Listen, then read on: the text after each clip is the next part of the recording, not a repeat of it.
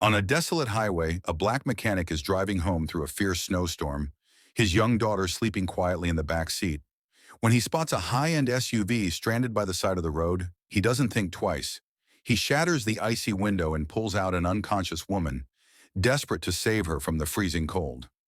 What he doesn't realize is that she's a powerful CEO, and this one act of kindness will change both their lives in ways they never expected. Before we jump into this story, where in the world are you watching from? Drop your comment below. Let's see how far this story reaches. The wind howled like a warning through the pine trees lining Route 47, pushing gusts of snow across the cracked asphalt. Elliot Carter gripped the steering wheel tighter, his knuckles pale against the worn leather cover. The heater in his old Chevy truck wheezed out barely warm air, struggling against the bitter cold that clawed at the windows. He stole a glance in the rearview mirror. In the back seat, his daughter, Lena, only 6 years old, was fast asleep beneath a patchy fleece blanket. Her small chest rose and fell steadily, lips parted just enough to fog up the window beside her. She had her mother's lashes, long and still, even in sleep. Elliot's shoulders ached from the day's work, 12 hours at the garage, crawling under busted transmissions, fixing what others had already given up on. His coveralls still smelled faintly of grease and motor oil, but none of that mattered now. They just needed to get home. The storm had come on fast, unexpected even for a Montana winter. The radio crackled with a weather alert: whiteout conditions, visibility near zero, travel only if necessary. He turned it down. It was already too late to turn back. The road ahead was empty, just tire tracks quickly vanishing under fresh snow.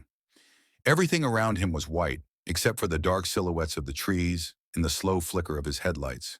His mind was already in the kitchen back home, imagining warming up a can of soup for Lena, maybe a piece of cornbread if he hadn't forgotten to buy milk. Then out of the corner of his eye, a shape, a pulse of orange, blinked dimly on the roadside. Hazard lights. Elliot slowed down immediately, easing the truck over as gently as he could on the slick pavement. A black Range Rover sat crooked in the snowbank, its rear tires half buried, engine dead silent. As he drew closer, his stomach tightened. No movement, no sign of life. But the passenger side window was cracked open a few inches, just enough to keep airflow, or maybe cry for help.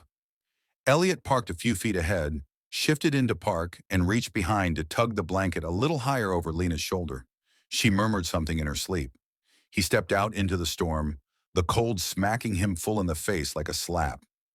The snow came sideways, stinging his cheeks, already soaking through his sleeves by the time he reached the other vehicle. He knocked hard on the driver's window. No response. He cupped his hands, peered inside. A woman sat slumped over the wheel, head tilted forward, unmoving. "Hey!" Elliot shouted, pounding harder. Still nothing. He circled to the other side, tested the door. It was locked. The cracked window was just wide enough to wedge a tool through. He sprinted back to his truck, grabbed a crowbar he kept under the seat, and hurried back. Time was no longer on his side. He slipped the flat end into the gap, jimmied the lock with practiced ease. The moment the door clicked open, her body leaned sideways, limp, ice cold. "Jesus," he muttered, catching her before she fell out completely. Her skin was pale, lips tinged blue, breath shallow, barely there. He didn't stop to think, didn't ask who she was. He scooped her up, cradling her against his chest, and half ran, half stumbled back to the truck. Snow pelted them both in sheets, the weight of her like a warning in his arms. Inside the cab, he adjusted the seat, pushed his own coat over her, turned the heat dial to max, though he knew it wouldn't help much. He leaned back, heart pounding, eyes flicking from the road ahead to the fragile woman beside him, to the little girl still asleep behind him. Lena stirred and opened one eye. "Daddy? Who's that?" Elliot pressed a hand gently to the woman's icy forehead, then to her wrist. "Someone who needs help," he said quietly. And then he pulled back onto the road, the storm closing in around them. Elliot didn't speak much as the truck groaned up the icy hill toward his house. The woman, Sophia, though he didn't know her name yet, lay slouched in the passenger seat, her breathing still faint but steadier now beneath his thick work coat. The heating vents rattled like they were struggling just to keep up, but he angled them toward her face anyway, hoping the warmth would pull her back. Every few seconds he'd glance over, watching for signs she was waking up, or worse, fading again. He'd seen this kind of cold before. It didn't whisper when it took you. It waited in silence until you stopped noticing the pain, until your fingers went stiff and your heart forgot it was supposed to beat. Behind him, Lena had sat up quietly, no longer sleepy, just watching. She didn't ask more questions. She could feel something serious was happening. Her dad's hands gripping the wheel tighter than usual. His jaw clenched like it did when money was short or the car wouldn't start in the morning. Their home sat at the end of a gravel road, hidden behind a grove of barren trees, barely visible in the swirl of white. A small one-story structure with a rusted roof and a porch light that flickered when the wind hit just right. Elliot pulled up as close as he could, left the truck running, and rushed around to the passenger's side. He opened the door carefully, lifting the woman again into his arms. She didn't resist, but her head stirred slightly against his shoulder. A good sign. Inside the house, the warmth wasn't much better, but it was dry and it was safe. He kicked the door shut behind them and moved straight to the small living room, lowering her onto the couch near the wood-burning stove. The place was modest, lived in, walls patched with old newspaper, floor creaking in the corners, the scent of pine smoke and old coffee lingering in the air. Elliot knelt beside her, tugging off her snow-wet boots and replacing them with a pair of thick wool socks from the basket near the heater. Then he wrapped her legs in a quilt his grandmother had made, edges fraying but still full of warmth. He looked over his shoulder. "Lena, sweetie, can you bring me that thermos from the table?" She nodded quickly, hurrying over with a dented red container. Elliot unscrewed the lid and poured some into a chipped mug. It was just chamomile and honey, but it was hot. He lifted her head gently, pressing the rim to her lips. She didn't take much, but her throat moved. A few seconds later, her eyes fluttered open, glass blue, confused, scared. They locked onto his. "You're okay," Elliot said softly, his voice low and even. "You're safe now." She blinked, lips parting, voice hoarse. "Where?" "Clearbrook," he replied. "You were in your car, passed out. I couldn't just leave you there." She stared at him for a long moment, no recognition, no judgment, just exhaustion. She sank back against the cushions. "I didn't think. I was just trying to get to the lodge. Phone died. GPS sent me off route. Then the engine," he said gently. "Save your strength." Across the room, Lena stood with a blanket of her own, half dragging it across the wooden floor. She paused near the couch, wide-eyed, and looked up at the stranger curled on their sofa. "Is she going to be okay?" Elliot nodded once. "She just needs to get warm." Lena looked back at the woman, then stepped closer, holding out the blanket. "This one's mine," she said proudly. "It's got stars. It's really warm." Sophia gave the smallest smile, her voice still a whisper. "Thank you, sweetheart." It wasn't much, just a moment, but it hung there in the quiet like something sacred. Two worlds colliding under one roof, the frost on the windows slowly fading as warmth began to take hold. Elliot sat back rubbing his arms. He was still cold, still unsure what he'd just invited into his life. But as he watched his daughter settle next to the woman without fear, only curiosity, something in him settled too. They'd get through the night, together. The wind had calmed by the time the stove glowed red, casting shadows across the walls like the inside of a heartbeat. Sophia sat propped up on the couch now, her color returning slowly, hands wrapped tight around the mug of tea, as if it were the only thing tethering her to the present. She was still cold but not in danger. Elliot had seen enough in his life to know when the worst had passed. The flush coming back into her cheeks, the way she held her shoulders now, not limp but taut, she was recovering. He sat across from her, elbows on his knees, watching her quietly, while the storm outside softened into silence.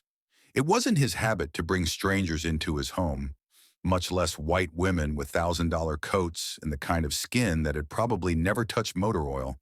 But something about the way she'd looked behind that windshield, lost, defeated, had dug into his gut. And the girl in the back seat who still peeked out now and then from behind the hallway curtain had sealed the choice. Elliot would done it again without thinking. Sophia took a breath, cleared her throat, then finally broke the quiet. "You didn't even ask who I was." Elliot didn't flinch.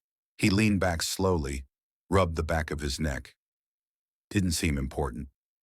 You didn't hesitate either, she added, eyes narrowing, not suspicious but curious. You saw me out there, unconscious in the middle of a blizzard, and just stepped in. You needed help, he said simply, like it explained everything. And to him it did. Sophia studied him for a long moment. His broad shoulders, the oil under his nails, the calloused hands that had wrapped her in blankets, fed her tea and never once asked for anything in return. His face was weathered, not old, but tired in a way she recognized. A man who'd carried too much for too long. His daughter peeked from behind the curtain again. Sophia caught her eye and smiled. The girl stepped out, this time with a stuffed bear clutched to her chest. Is she a princess? Lena asked again, her voice soft, testing. Elliot shook his head, but Sophia gave a small laugh. Not quite, she said, brushing a strand of hair behind her ear. I work in cars too, in a way. Lena's eyes lit up. Like Daddy? Sophia's smile faltered, then steadied. Maybe not exactly like him. Elliot stood walking to the kitchen. He ladled warm soup from a dented pot into a bowl and returned to set it gently in front of her. It's not fancy, he muttered, but it'll warm you up. Sophia stared at it. Thick broth, chunks of potato, a few pieces of chicken, humble and honest. She looked up again, really looked at him this time. At the walls patched with old maps and garage invoices. At the second chair with stuffing peeking through the cushion. At the photo on the mantel. Elliot holding a baby Lena next to a woman with a bright, tired smile. You live alone? She asked quietly. Elliot's jaw shifted. Just me and Lena now? Sophia didn't press. She dipped the spoon into the bowl, tasted the soup and closed her eyes. It was better than it had any right to be. As from her, Elliot said nothing, just watched her eat with a steady calm. She could feel it. Not judgment, not scrutiny, but something else. A stillness. A presence. The storm outside was still there, but in that room it had no power. Only the crackle of firewood, the faint hum of a child's humming, and the weight of something neither of them could name yet. Gratitude maybe, or understanding. Maybe both. The storm had broken by dawn, leaving the world blanketed in a heavy silence only snowfall could make. Outside the frost-glazed windows the trees stood still, like quiet witnesses to the night before. The roads were still buried, the world still cold, but there was something gentler in the light that spilled across the floor. Something that whispered the worst was over. Elliot was already up, his boots crunching through the snow as he walked back toward the black Range Rover with a battery charger slung over one shoulder and a toolbox in hand. His breath came in short white puffs, jaw clenched against the sting of morning air. The vehicle sat half frozen where he'd found it, but he'd seen worse. Much worse. The engine was clean, newer than most, just a victim of bitter cold and a dead battery. Still, he took his time, cleaned off the intake valves, checked the alternator, swapped in a fresh spark plug from his personal stash. He didn't cut corners. That wasn't how he was raised. Inside the house, Sophia sat with Lena on the old sofa, both of them wrapped in layers of blankets. A children's cartoon flickered on the tiny TV in the corner, volume low, just enough to keep the girl smiling. Sophia wasn't watching. Her eyes drifted to the window every few minutes, searching for the shape of the man who'd saved her, without a single question, without hesitation. A man who still hadn't asked her last name, who didn't treat her like she was made of porcelain or price tags, just a person, cold, human, real. She ran a hand through her hair, still a little damp, then glanced down at the thick mug of reheated tea in her hands. The edges were chipped, but the warmth was steady. She could still feel the ache in her fingers where the cold had sunk deep. Her voice was stronger now, her thoughts clearer. But something lingered in her chest, like a knot she couldn't quite explain. When Elliot returned, his boots tracking melted snow across the floor, Sophia stood to meet him.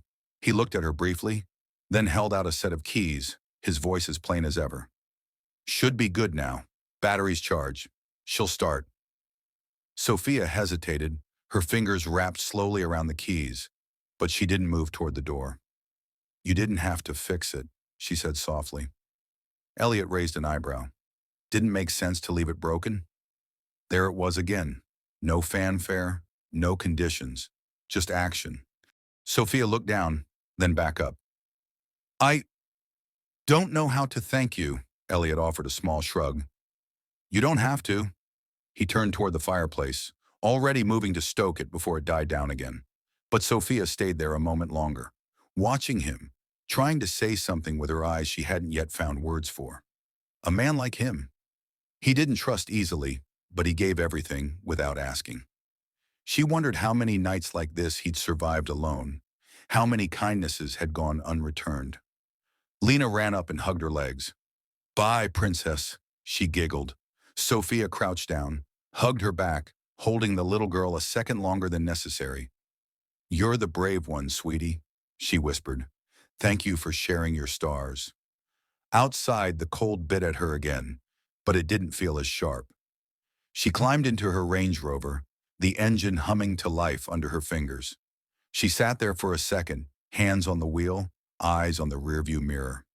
Elliot stood in the doorway, arms crossed against the cold, watching her go, but not expectantly. Just present. Sophia rolled the window down halfway. I mean it, Elliot, she said. I won't forget this. He nodded once. Drive safe. She lingered one heartbeat longer, then shifted into gear, the tires crunching softly as they rolled down the snow-packed road. In the mirror, the little house grew smaller and smaller behind her, but something in her chest stayed warm, tethered to that porch, to that man, and to the little girl with stars on her blanket. She didn't know it yet, not fully, but the road she was on had already changed. 2 weeks passed, and the snow in Clearbrook had begun its slow retreat, dripping off rooftops, sliding down tree branches in quiet rivulets, pooling into muddy veins along the roadside. Winter hadn't given up, but it was loosening its grip. Elliot's days returned to their rhythm. Pre-dawn alarms, oil-stained coveralls. Lena's laughter echoing down the hall as she packed her tiny backpack with crayons and questions. Life had a way of folding the extraordinary into the ordinary like it had never happened. But there were moments, when he sipped his coffee in silence, when the sun caught the frost just right on the porch rail, when he found himself thinking about her, Sophia, the woman with frost-bitten fingers, haunted eyes, and a name she hadn't spoken until long after she was gone. He didn't expect anything to come of it, so when the envelope arrived, heavy and cream-colored with no return address, he thought maybe it was a mistake. The name written on the front, his name, Elliot Carter, looked out of place. Precise, elegant, too careful to be from a bill collector. He opened it standing right there by the mailbox, the late afternoon sun throwing long shadows across the snow-speckled ground. Inside was a letter, handwritten in dark ink. He unfolded it slowly, as if it might disappear. Dear Elliot, I don't think I'll ever find the right words, but I'll try. That night changed me. You didn't know my name, and still, you opened your door. You didn't ask what I did or what I could give you. You just saw someone in need, and you acted without hesitation, without pride. I don't know many people who have done the same. My name is Sophia Lawrence. I run Lawrence Automotive Group. We have facilities across the country, big buildings, big ideas. But lately I felt all of it drifting away from what matters. Until that night. You reminded me what decency looks like when no one's watching, what quiet dignity sounds like. You reminded me of who I used to want to be. He swallowed hard, something pressed in his chest, tight, aching, but not painful. The next page was official, a job offer. Lead technician and supervisor at a new Lawrence Regional Training Facility set to open in Helena. A real salary, full benefits, flexible hours for single parents, not charity, opportunity, and behind that, one last sheet, a payment receipt, his mortgage cleared. The house, old and stubborn and patched together with love and time, was now fully his. No more final notices tucked under windshield wipers. No more quiet calculations between groceries and bills. Elliot sat down slowly on the porch steps, the letter crinkling in his hand, the world tilting gently around him. His breath caught, not from disbelief, but from the weight of being seen, really seen, not as a man struggling to hold it all together, but as someone who'd held someone else up, and changed her course. The screen door creaked behind him. Lena ran out barefoot, her curls wild, dragging a stuffed bear by the arm. "Daddy," she called, then stopped short, her face scrunching. "Crying?" He opened his arms without a word and she climbed into his lap like it was the most natural place in the world. He wrapped both arms around her, held her close, his voice low but certain. "Yeah, baby girl, I am." "Her weapon," she whispered into his chest. He pulled back, just enough to look her in the eyes. His own were glassy but steady. Because sometimes when you do something kind, not for thanks, not for show, just because it's right, it finds its way back to you, bigger than you ever imagined. Lena blinked quiet for a moment, then smiled.